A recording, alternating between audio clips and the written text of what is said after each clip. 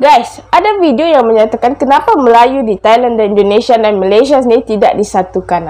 Ini pun buat aku terfikir, selama ni Melayu tetap Melayu tapi tetap diasingkan mengikut negara. Okey, kita akan tengok video ni. Anyway, macam biasalah, intro dulu.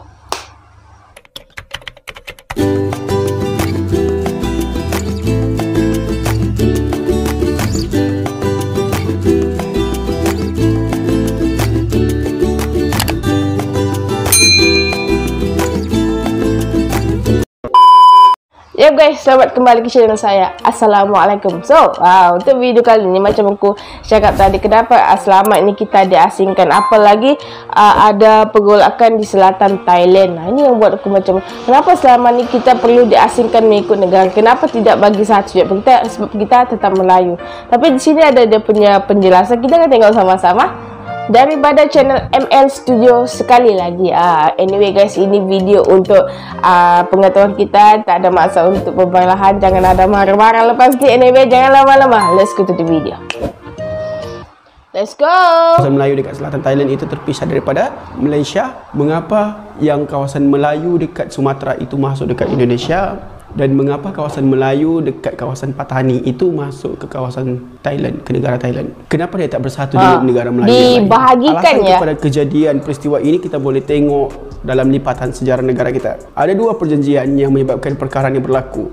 Pertama, kita sentuh bahagian Sumatera. Kenapa kawasan Melayu dekat Sumatera itu terpisah daripada kawasan Melayu dekat sini? Kita ada perjanjian London ataupun perjanjian Inggeris Belanda tahun 1824. Kisah permulaan kepada Inggeris Belanda ni dia sebab perebutan Singapura tu. Sebab pada tahun ini, pada tahun sebelum 1924 itu, Stamford Raffles, wakil British, dia hendak membuka kawasan British dekat Singapura. Tapi sebab British ni dia baik sedikit, dia tak nak menggunakan kekerasan. Jadi dia nak ambil Singapura itu secara baiklah, secara berhemat. Jadi bila sampai ke situ, dia dapat tahu bahawa Singapura ini adalah kepunyaan Kesultanan Johor Riau.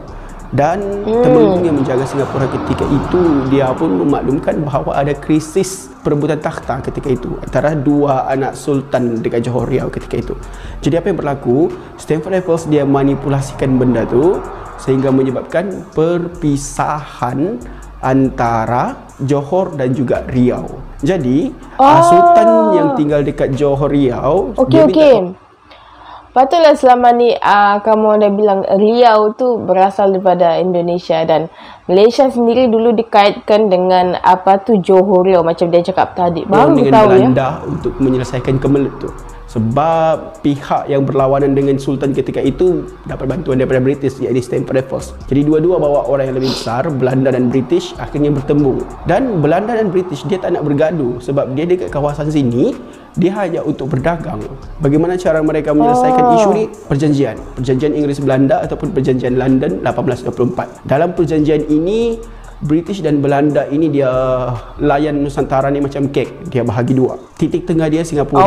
Singapura ke utara, ke atas termasuk kawasan Sarawak dan juga Sabah adalah milik British. Dan British tak boleh kacau kawasan bawah Singapura. Maksudnya termasuk dengan Sumatera ada dan dia juga punya kawasan Jawa yang lain. sudah. Itulah asal-usul persempadan antara negara Malaysia dan juga Indonesia kekal sampai hari ini.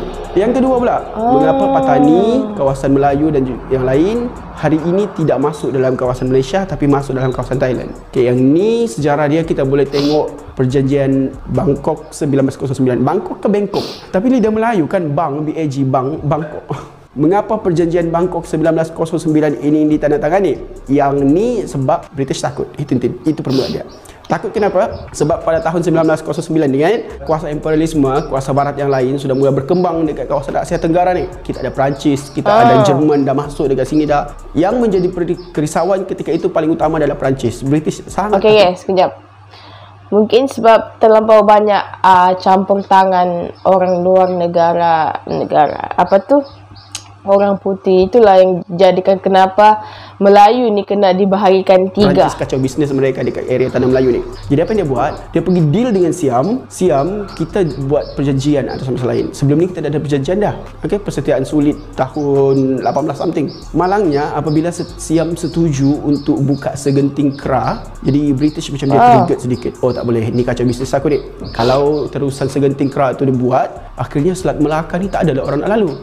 shortcut lah kan. So tak nak rugi, dia pergi deal dengan Siam. Kita buat perjanjian, kau tak boleh bagi suka hati kepada kuasa barat yang lain selain daripada aku, dan pada masa yang sama aku bagi kau kekuasaan sepenuhnya kepada kawasan-kawasan tertentu.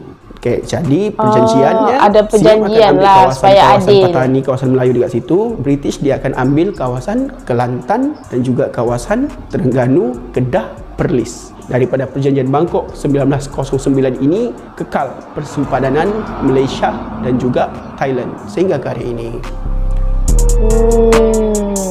Begitu ya ternyata ya.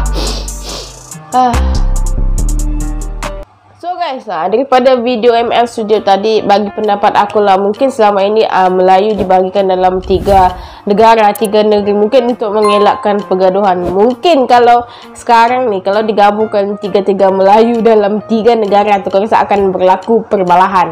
Mana isu apa tu disebabkan hasil bumi ataupun isu-isu yang lain. Alhamdulillah, mungkin sekarang ni ada sebab lah diorang bahagikan kepada 3 untuk Melayu ni. Anyway guys, aku sangat suka video ni. Terima kasih yang tengok video ni, yang dapat edukasi daripada video ni. Terima kasih banyak-banyak. Kita jumpa di video akan datang. See you next video. Assalamualaikum. Thank you and I love you.